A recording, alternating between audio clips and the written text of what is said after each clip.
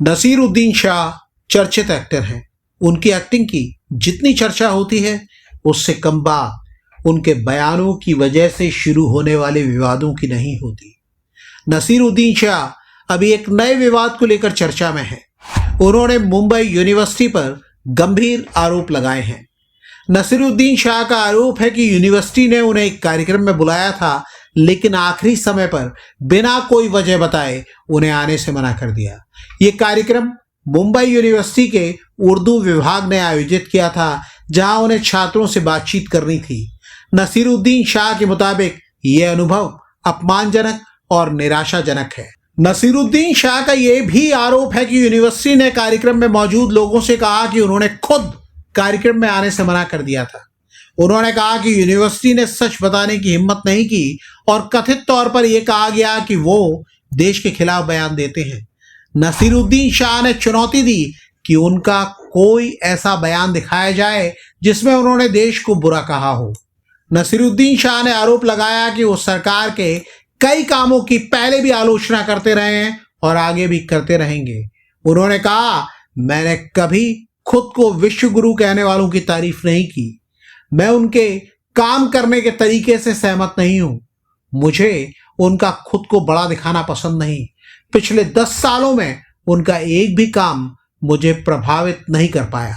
अब लोग याद दिला रहे हैं कि नसीरुद्दीन शाह सिर्फ सरकार और देश के टॉप लीडर्स से नाराज नहीं दिखते, वो साथ ही एक्टर्स और सीनियर्स तक की आलोचना करते रहे हैं। उन पर ऐसे कमेंट करते रहे हैं जो विवाद की वजह बनते रहे हैं। अनुपम खेर के साथ विवाद सुर्खियों में रहा था और आपको भी याद होगा, नसीरुद्दीन शाह ने एक इंटरव्यू में अनुपम खेर के सरकार समर्थक रुख पर टिप्पणी करते हुए उन्हें चाटुकार और जोकर बता दिया था। उन्होंने कहा था, अनुपम खेर जैसा कोई व्यक्ति बहुत मुखर रहा है, मुझे नहीं लगता कि उसे गंभीरता से लेने की जरूरत है। वो एक जोकर है।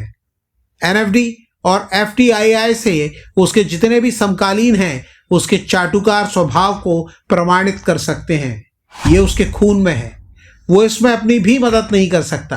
अनुपम खेर ने भी नसीरुद्दीन शाह पर अपने ही अंदाज में पलटवार किया था और कहा था, इतनी सफलता प्राप्त करने के बावजूद आपने अपना पूरा जीवन निराशा में बिताया है।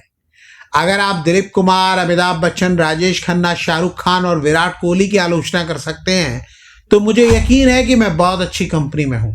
फरहान अख्तर से भी नसीरुद्दीन शाह का विवाद हुआ था। फरहान अख्तर ने नसीरुद्दीन शाह के अपने बारे में एक बयान को लेकर आरोप लगाया था कि नसीरुद्दीन शाह उनका सम्मान नहीं करते। ये दोनों एक्टर फिल्म जिंदगी ना मिलेगी दोबारा में साथ काम कर चुके थे। नसीरुद्दीन शाह ने एक इंटरव्यू में कहा था कि वो फरहान अख्तर की एक्टिंग के फैन नहीं है। फरहान अख्तर ने इस कथित बयान के सालों बाद प्रतिक्रिया दी थी। बाद में नसीरुद्दीन शाह ने भी इस मुद्दे पर अपनी सफाई पेश की थी। नसीरुद्दीन शाह किसानों के आंदोलन के वक्त भी मुखर थे। कृषि कानूनों के खिलाफ जब किसान आंदोलन कर रहे थे तब बॉलीवुड के दिग्गज लोगों की चुप्पी पर नसीरुद्दीन शाह ने तीखा हमला किया था। उन्होंने कहा था, हमारी फिल्म इंडस्ट्री के जो बड़े बड़े धुरंधर हैं वो खामोश बैठे हैं इसलिए कि उन्हें लगता है कि बहुत कुछ खो सकते हैं। अरे भाई, जब आपने इतना धन कमा लिया है कि आपकी 7 पुश्तें बैठकर खा सकती हैं तो कितना खो दोगे आप। नसीरुद्दीन शाह ने कहा था, खामोश रहना जुल्म करने वाले की तरफदारी करना है। अमिताभ बच्चन, राजेश खन्ना और शोले फिल्म की भी वो आलोचना कर चुके हैं। नसीरुद्दीन शाह की बेबाकी सिर्फ समकालीन अभिनेताओं तक सीमित नहीं है।